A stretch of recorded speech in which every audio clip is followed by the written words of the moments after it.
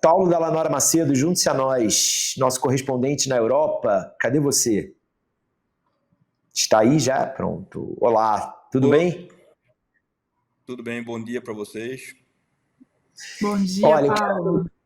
quero aproveitar a presença do Paulo aqui para saudar as pessoas que estão no nosso Instagram, nos assistindo. A gente está com uma audiência crescente lá. A Clara, a Paulinha, a Aniele Brilhante, Jaqueline Padilha, que eu e Biabula conhecemos, Vanderlei Rangel, Mário Crispim, Daniela Fernandes, Sônia Cristina, Márcio Caiate.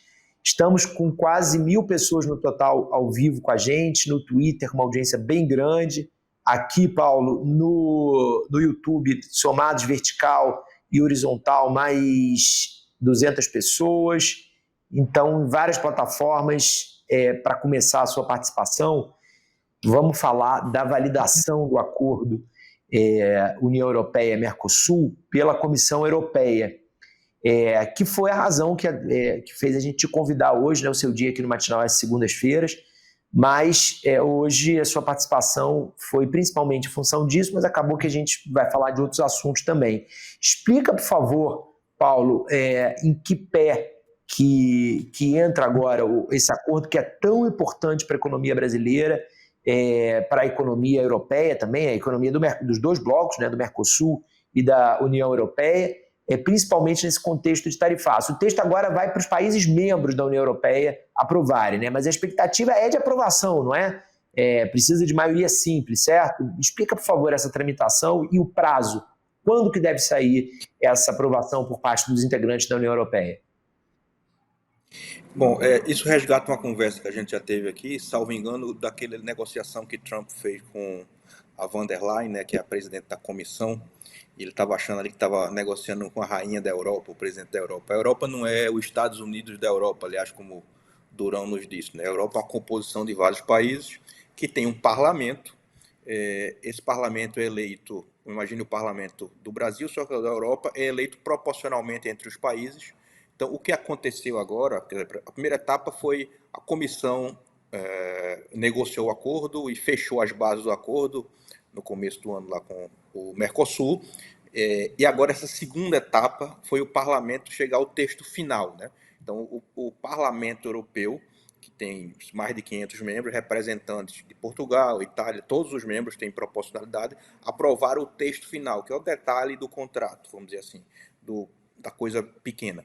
Só que esse tipo de acordo tem alguns temas, e esse é um deles, ele precisa ser ratificado por cada parlamento de cada país, e pode haver um bloqueio em algumas situações, salvo engano, para esse tipo aí, você precisa de 35% da população somada dos países bloquearem no seu parlamento. Então, assim, a expectativa de aprovação, até porque o clima mudou, né? Você deve ter, provavelmente, a França contrária, porque ela tem questões políticas internas que, mesmo os políticos que são a favor, têm uma dificuldade no parlamento da França de votar nisso, porque você tem a agricultura na França não é tão representativa economicamente, é menos de 5%, mas tem uma força política muito forte, porque tem aquela coisa da representatividade do francês da terra, do cara de Barré, daquela coisa bem francesa. Então, e contra isso, e os agricultores, naturalmente, uma parte significativa são contra.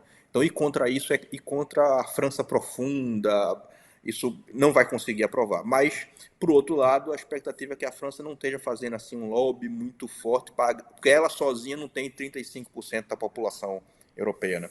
Então, ela teria que angariar mais uns 4 ou 5 parceiros. A Itália virou e a Meloni já disse que é a favor do acordo. Então, a expectativa é que, assim, mesmo que a França não vote a favor, que não deve votar, você não deve ter países contrários que somem 35% da população. Acho que esse risco acabou e eu acredito a isso. É um favor que Donald Trump fez a esse acordo, claramente. Se não tivesse o fenômeno Trump, não teria essa pressão. O fenômeno Trump qual é? Isolar a Europa está se sentindo isolada, etc. Então, perdemos muita coisa com Trump, mas isso foi uma coisa que ele tá no jogo, fez com que o cenário com o acordo fosse seja aprovado agora. É isso que eu ia fazer esse comentário com você, né, Paulo? Isso é totalmente efeito Trump, né? Não tinha a perspectiva para o acordo, ela não era de uma coisa caminhar assim tão rápido, né? Desde a assinatura, no ano passado, né? No final do ano passado, que já vem com esse vento de Trump eleito, né? Ou seja, vem algo por aí, precisamos repensar como as coisas ficam. E aí, agora ainda ganha essa força com o tarifaço total do Trump, né? Agora, não estava muito no nosso radar que fosse ser uma coisa tão rápida, né? Realmente, assim, eu acho que isso surpreendeu um pouco, não? Quando o Lula fez aquela visita de Estado à França, né, que foi a primeira visita de Estado desde mais de 10 anos, salvo engano, acho que foi 2013 ou 14 que tinham feito a visita de Estado, ele foi muito forte nisso aí. Eu participei da entrevista coletiva que ele e Macron fizeram lá no Palácio do Élysée, e esse foi um tema assim que Lula foi muito enfático. E na frente de todo mundo, e naturalmente deve ter sido feito nos bastidores, mas assim, ele olhou para Macron e falou e disse que como ele assume a presidência do Mercosul até dezembro, ele falou que queria assinar o acordo final até dezembro. Então eu acho que isso é um pouco fruto disso, no sentido de